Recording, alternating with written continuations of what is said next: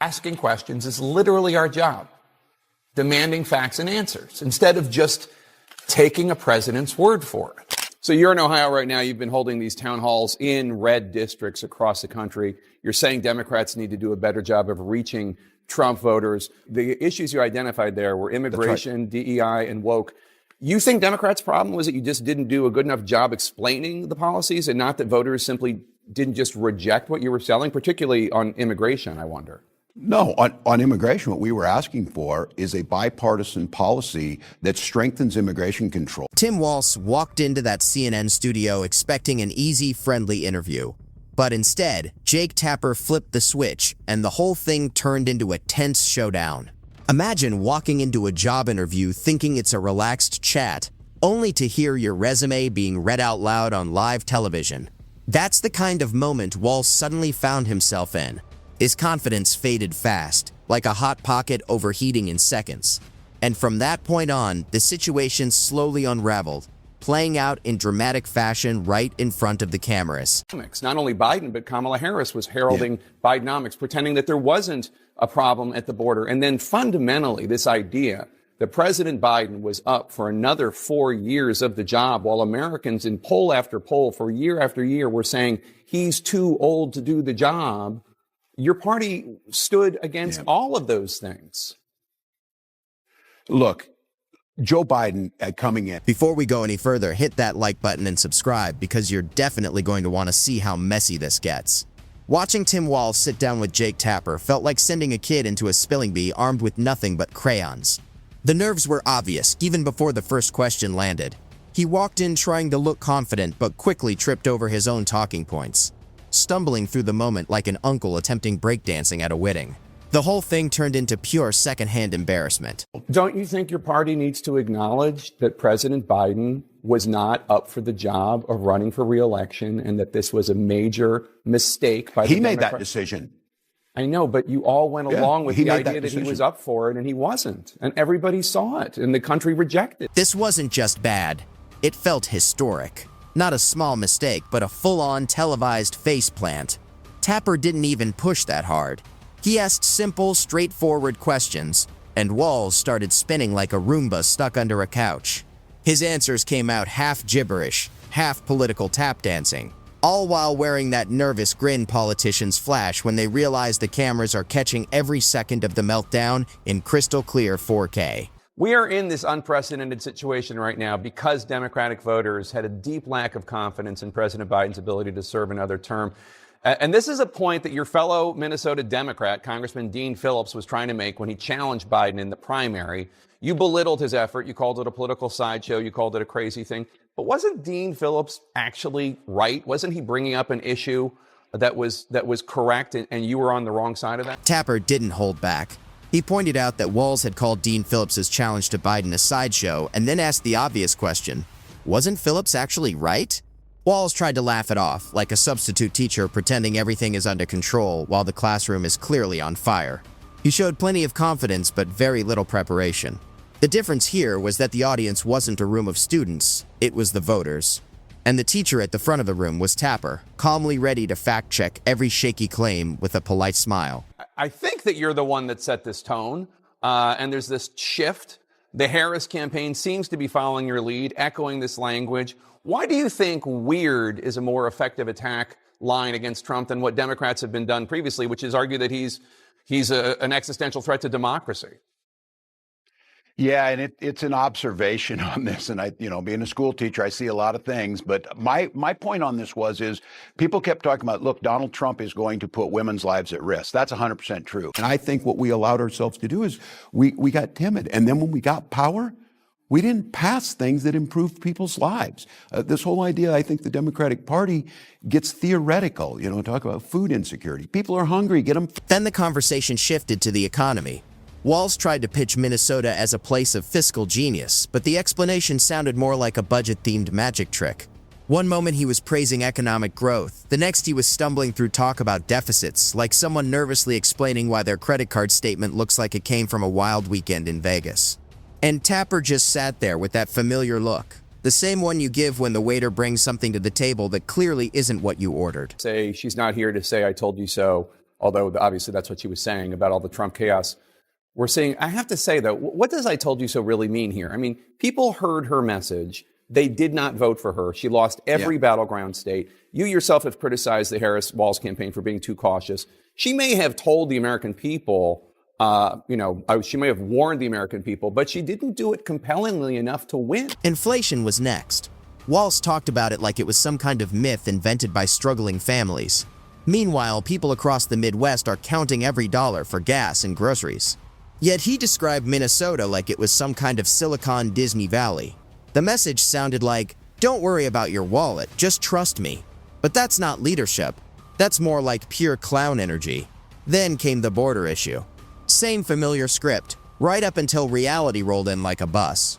Walz tried to dance around the questions, but it looked less like strategy and more like someone attempting interpretive dance in the middle of a windstorm. That is the absolute point. And look, when I criticize, I'm criticizing myself. I own this. I'm part of the ticket. And somebody has to come up with a strategy. I think this is exactly right. This is the thing. Look, Democrats, it was a good night in Wisconsin. I was over there. We saw that happen.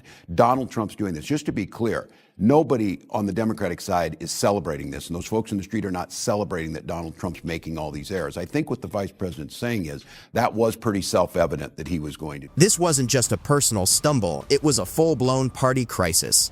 Democrats needed someone to defend Biden's record, and instead, they got Walz tripping over his own talking points at every turn.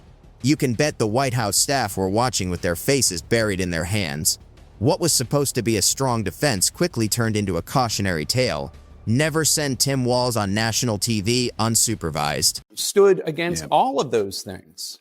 Look, I think we got intellectualized on this. I think the fact of the matter is Joe Biden did soft land the economy. None of us are saying we should be soft on the border, but we allow a vacuum, and Donald Trump fills it, the 800-pound gorilla, and their narrative starts to stick, and we look weak. The timing couldn't have been worse. As Democrats scrambled to defend Biden, Walz hit the airwaves looking like a walking blooper reel. It was like sending the water boy onto the Super Bowl field and expecting a touchdown. He crumbled under pressure like a clearance rack sweater left in the dryer. Of course, the spin machine will kick in, press releases will go out, and they'll call it bold. Spoiler alert, it wasn't. Talking about the violence, we've already established that. What's the difference between that and Tim Walz saying, "I get a kick out of it"? First of all, Tim Walz is a complete moron to me. I have to be very honest, and I'm not surprised why the American people did not choose him. Nothing against him. Time for a reality check. Walz isn't the next rising star. He's not some Midwestern charm machine ready to calm the country with a friendly smile. He folded under the simplest questions. And the scariest part, 2028 hopefuls were watching. If this is the future, someone better start drafting concession speeches. He threw out buzzwords left and right, values, community, hope, like he was reading from a Hallmark script. Zero substance, all fluff. Donald Trump is potentially going to end constitutional liberties that we have, end voting. I do believe all those things are a real possibility, but it gives him way too much power. Listen to the guy. He's talking about Hannibal Lecter and shocking sharks and just whatever crazy thing pops into his mind. And I thought we just give him way too much credit. And I think one of the things is when you just ratchet down some of the the scariness or whatever and just... Walz's body language was a masterclass in awkwardness. Leaning in too much, fake nods, and nervous chuckles are all screaming, "Please believe me." He smiled so hard it looked painful, like he was trying to hide the panic behind his eyes. Meanwhile, Tapper stayed cool as ever. Somewhere in D.C., a staffer who booked this interview is now rewriting his resume. Because Walz didn't sell economic strength, he sold pure desperation. Clip 11. Minnesota deserves better than this circus act. This is a state of straight shooters and hard workers, yet their governor ended up looking like a late-night parody. Pretending the economy is thriving while folks at home watch their heating bills soar? That's not leadership. This wasn't just a bad interview. It was a moment where Democratic messaging got publicly roasted. No matter how much Walz smiles through the pitch, people aren't buying it. President Trump argues that these tariffs are needed to bring American manufacturing back and to help American workers left behind in places like Minnesota. He has support from the UAW. What do you say to the UAW? Here's the thing that the Democrats have to figure out. Donald Trump's language around this, he's not wrong that we've had manufacturing gutted. He's not wrong that we saw an outshoring. People of my generation were told, there aren't going to be any manufacturing jobs, so you need to go to college and rack up student loan debt. The problem is Donald Trump's solution to this is not the solution. Now, UAW is right. Certain tariffs, if they're on to steel or if they're targeted correctly, do make it. Walz loves acting untouchable, tucked away in Minnesota like national problems don't exist, until they suddenly do. When Tapper asked about immigration, Walz's answer was softer than Jell-O in a sauna. He tried to strike a balance between being compassionate and tough, but ended up sounding confused and contradictory instead. Social media didn't hold back. He got roasted like a Christmas tree. Memes blew up across every platform, all from an interview on CNN, the one place you'd think would be the safest space for a Democrat. It was a perfect storm of missteps. A leader trying to appear in control, but every word and gesture screamed panic.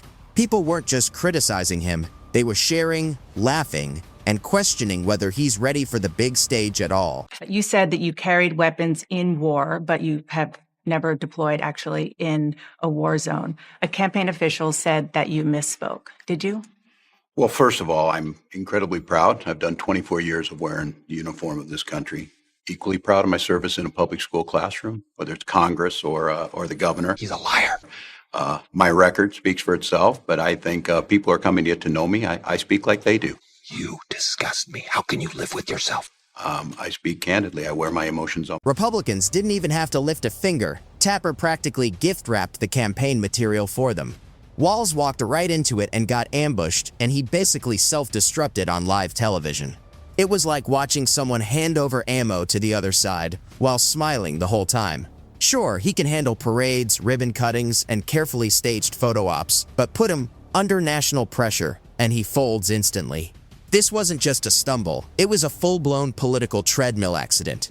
Starts off smooth, thinking you've got it under control, and then, bam. Full face plant straight into the wall, leaving everyone watching to wonder how this could possibly go so wrong. You just heard Republican Senator Cotton, a fellow veteran, criticize Vice President Harris over the Afghanistan withdrawal. She has said that she was the last person in the room when President Biden decided to pull out of Afghanistan. You served, for people who don't know, you served in the Army National Guard for 24 years, including in Afghanistan. You were the highest ranking enlisted man in Congress. What was your reaction to the way the Biden-Harris administration executed that withdrawal, both with the disaster at Abbey Gate and the thousands of Afghan allies left behind? Yeah, I served in Europe in support of Operation Enduring Freedom, Jake. But the point, we have an issue in this country that is going to impact us. And if there is not a loyal opposition, if there's not some soul searching on our side, if there's not reaching out to those folks who are in the streets, they're leading right now. So quick question. I would tell everybody, you better get with them. Yeah. Quick question, because we got to go. But you said you're not going to run for the Senate seat there. Are you going to run for a third term for governor? Are you possibly going to run for president in 2028? Well, I'm certainly thinking about running again in Minnesota if that's what they want. I am not thinking about running in 2028. And my advice to folks is if in this moment you're planning for 2028, you're going to get rolled by the people in the... Here's the kicker. Everyone saw this train wreck coming. Walz has always been more soundbite than substance, and when the lights got bright, the cracks turned into full-blown craters. Tapper didn't take him down. Walz did it all by himself. By the end, it wasn't even an interview anymore. It was a live autopsy of Democratic messaging. He bled credibility, flailed through every attempt to pivot, and probably walked off the set thinking he'd done fine. That's the delusion of it all. What was meant to be a show of leadership turned into a national punchline.